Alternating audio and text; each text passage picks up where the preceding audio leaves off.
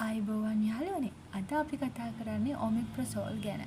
ඔමෙප්‍රසෝල් කියන්නේ ආමාශයේ නිෂ්පාදනය කරන අම්ල අඩු කරන ඖෂධයක්.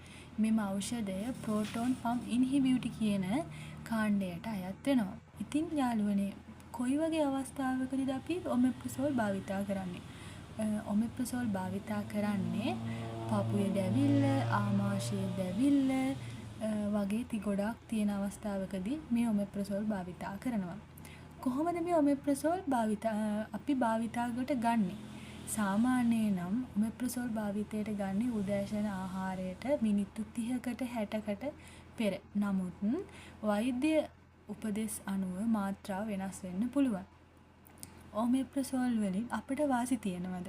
ඔව් වාසි තියෙනවා. වාසි තමයි අපගේ ආමාශය අම්ල අඩු කරනවා. ඒ වගේම පපුවේ දැවිල්ල තියෙනවා නම් ඒ අඩු කරනවා. ગેස්ට්‍රයිටිස් තුවාල හොඳ කිරීමට උපකාරී වෙනවා. ඒ වගේම ඇසිඩ් රිෆ්ලුක්ස් රෝග ලක්ෂණ පාලනය කරනවා.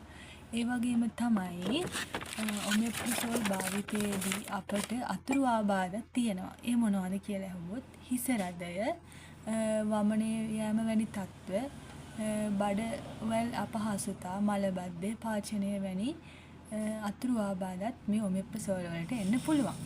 සැලකිලිමත් විය යුතු කරුණක් ලෙස මම කියන්නේ වෛද්‍ය උපදේශයට අනුව නිසි මාත්‍රාවට ලබා ගැනීම තමයි වඩාත්ම යෝග්‍ය වෙන්නේ.